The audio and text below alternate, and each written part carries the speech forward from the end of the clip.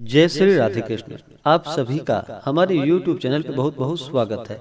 आइए जानते हैं पौष मास शुक्ल पक्ष तो जानेंगे विनायक गणेश चतुर्थी व्रत के शुभ मुहूर्त के बारे में। इस दिन चंद्रोदय का क्या समय होगा और फिर जानेंगे पूजन के बारे में। हर माह के कृष्ण पक्ष और शुक्ल पक्ष की चतुर्थी तिथि के दिन जो कि गणेश चतुर्थी का व्रत किया जाता है। कृष्ण पक्ष में पड़ने वाली चतुर्थी को जिसे कि संकष्टी गणेश चतुर्थी के नाम से जाना जाता है और शुक्ल पक्ष में पड़ने वाली चतुर्थी तिथि को जिसे कि विनायक गणेश चतुर्थी के नाम से जाना जाता है। गणेश चतुर्थी के व्रत में जो कि भगवान गणेश जी का पूजन किया जाता है। भगवान गणेश भगवान भोलेनाथ और माता पार्वती के पुत्र भगवान गणेश को प्रथम पूजनीय का स्थान प्राप्त है। किसी भी प्रकार के शुभ कार्य या मांगलिक कार्यों में सबसे पहले भगवान गणेश जी का पूजन किया जाता है। संकष्टी गणेश चतुर्थी व्रत के दिन इस दिन जो कि भगवान गणेश जी का साथ में माता दुर्गा का पूजन किया जाता है और फिर चंद्रमा को अर्घ्य देने के बाद ही इस व्रत को पूर्ण माना जाता है। विनायक गणेश चतुर्थी का व्रत जो भी रखते हैं उन्हें चाहिए कि इस दिन सुबह उठ करके नित्य क्रियाओं से निवृत्त हो करके गंगा नदी में या घर के नहाने के पानी में थोड़ा सा गंगा जल मिला करके स्नान करना चाहिए। शुद्ध वस्त्र धारण करके व्रत का संकल्प लेना चाहिए और भगवान गणेश जी से प्रार्थना करनी चाहिए कि हे भगवान गणेश, हे विघ्नहर्ता गणेश, आज मैं विनायक गणेश चतुर्थी का व्रत रखने जा रहा हूँ या रखने जा रही हूँ। यह व्रत मेरा सफलता पूर्वक पूर्ण हो, आप हमें आशीर्वाद प्रदान करें। इस प्रकार से भगवान गणेश जी से प्रार्थना करें। आपके मन में जो भी इच्छा हो, जो भी कामना हो, वह भगवान गणेश जी से कहें और इस दिन भगवान गणेश का सुबह और शाम के वक्त पूजन करना चाहिए। विनायक चतुर्थी के दिन जो कि दोपहर के समय में भी पूजन करना चाहिए और चंद्रोदय होने पर चंद्र देवता को अर्घ्य प्रदान करना चाहिए। उसके बाद फिर व्रत को पूर्ण माना जाता है। इस दिन सुबह से लेकर के शाम तक इस व्रत को धारण करना चाहिए। शाम में चंद्रमा को अर्घ्य देने के बाद फिर व्रत को पूर्ण करें। तो आइए जानते हैं विनायक गणेश चतुर्थी व्रत के शुभ मुहूर्त के बारे में। विनायक गणेश चतुर्थी का व्रत इस बार जो कि 26 दिसंबर 2022 दिन सोमवार को विनायक गणेश चतुर्थी का व्रत किया जा रहा है। चतुर्थी तिथि प्रारंभ समय जो कि 26 दिसंबर 2022 दिन सोमवार सुबह 4:52 और चतुर्थी तिथि की समाप्ति होगी 26 दिसंबर सोमवार को रात्रि 1:38 पे चतुर्थी तिथि की समाप्ति होगी। इस दिन चंद्रोदय का जो समय होगा वह समय 26 दिसंबर को सुबह 9:32 और चंद्रास्त जो कि रात्रि 8:34। चंद्रोदय व्यापनी के अनुसार जो समय प्राप्त हो रहा है वह समय 26 दिसंबर 2022 दिन सोमवार को प्राप्त हो रहा है। तो इस दिन इस व्रत को रखा जाएगा और इस दिन भगवान गणेश जी का जो कि रात्रि 8:34 से पहले ही भगवान गणेश जी का पूजन कर ले और चंद्र देवता को अर्घ्य प्रदान करे, क्योंकि फिर रात्रि 8:34 पे चंद्रास्त है, चंद्रमा अस्त हो जाएंगे। इस कारण से इससे पहले ही पूरे विधि विधान के साथ भगवान गणेश जी का पूजन करे। विनायक गणेश चतुर्थी के दिन योग जो कि हर्षण योग रात्रि 9:03 तक, उसके बाद वज्र योग होगा।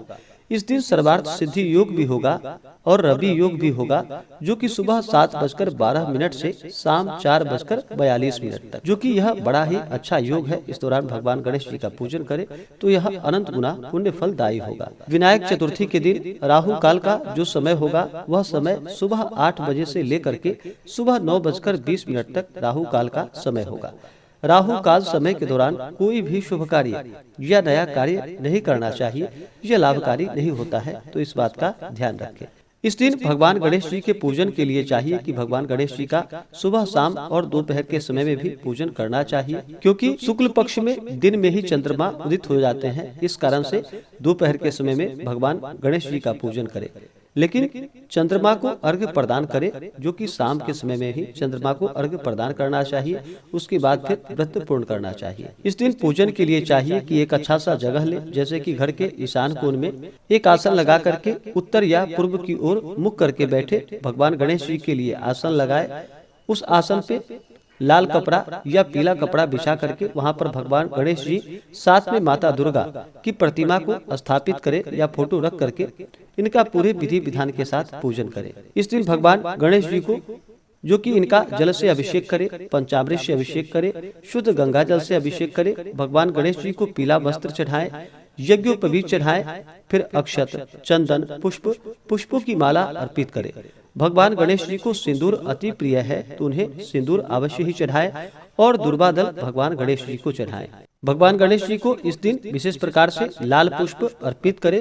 उसके बाद फिर धूप और दीप दिखाएं। अनेक प्रकार का नैवेद्य अपने श्रद्धा भक्ति भाव के साथ भगवान गणेश जी को अर्पित करें। विशेष करके मोदक का भोग लगाए तो लाभकारी होगा। गुड़ और तिल से बना हुआ मोदक हो तो यह बड़ा ही पुण्य फलदायी होता है। भगवान गणेश जी को जो कि तुलसी दल नहीं चढ़ाया जाता है, इनके पूजन में तुलसी दल का खासकर निषेध होता है। इस कारण से नैवेद्य का भी जब आप भोग लगाते हैं तो तुलसी की जगह दुर्वा दल डाल करके भगवान गणेश जी को भोग लगाएं। नैवेद्य के बाद जल से आचमनी करवाएं, द्रव्य दक्षिणा चढ़ाएं। उसके बाद मुख शुद्धि के लिए पान पत्र, सुपारी, लौंग, इलायची के साथ में भगवान गणेश जी को अर्पित करें। इसी प्रकार से माता दुर्गा का पूजन करें, जिनका कि जल से अभिषेक करें, पंचामृत से अभिषेक करें, शुद्ध गंगा जल से अभिषेक करें। माता दुर्गा को लाल वस्त्र चढ़ाएं, श्रृंगार की वस्तुएं चढ़ाएं, अक्षत, चंदन, पुष्पों की माला अर्पित करें। स्त्रियां माता दुर्गा को सिंदूर अवश्य ही अर्पित करें और पुरुष माता दुर्गा को रोली अर्पित करें। फिर धूप दीप दिखाएं। अनेक प्रकार का नैवेद्य अपने श्रद्धा भक्ति भाव के साथ ऋतु फल जो भी हो माता को अर्पित करें। उसके बाद जल से आचमनी करवाएं, द्रव्य दक्षिणा चढ़ाएं। मुख शुद्धि के लिए पान पत्र, सुपारी, लौंग, इलायची के साथ में अर्पित करें। इस प्रकार से पूजन करके कथा श्रवण करनी चाहिए, भगवान की आरती करनी चाहिए। इसके बाद फिर चंद्र देवता को जल का अर्घ्य प्रदान करें। फिर अक्षत, चंदन, पुष्प, धूप दीप आदि से चंद्र देवता का पूजन करें। इसके बाद फिर आप भोजन ग्रहण कर सकते हैं। व्रत के दौरान जो कि शुद्ध और सात्विकता का पालन करना चाहिए। इस दिन उपवास रहते हुए व्रत को धारण करना चाहिए।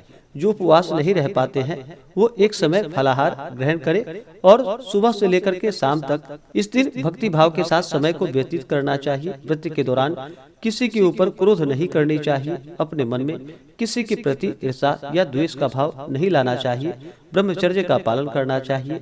तामसिक वस्तुओं का प्रयोग बिल्कुल भी नहीं करना चाहिए। इस दिन ओम गंगणपतये नमः इन मंत्रों का जप करना चाहिए। इस प्रकार से जो भी भगवान गणेश का पूजन करते हैं, कथा श्रवण करते हैं, भगवान गणेश जी की कृपा से सभी प्रकार के दुख और कष्ट दूर होते हैं तथा सुख और समृद्धि की प्राप्ति होती है। तो आशा करता हूँ कि यह जानकारी आपको अच्छा लगा हो।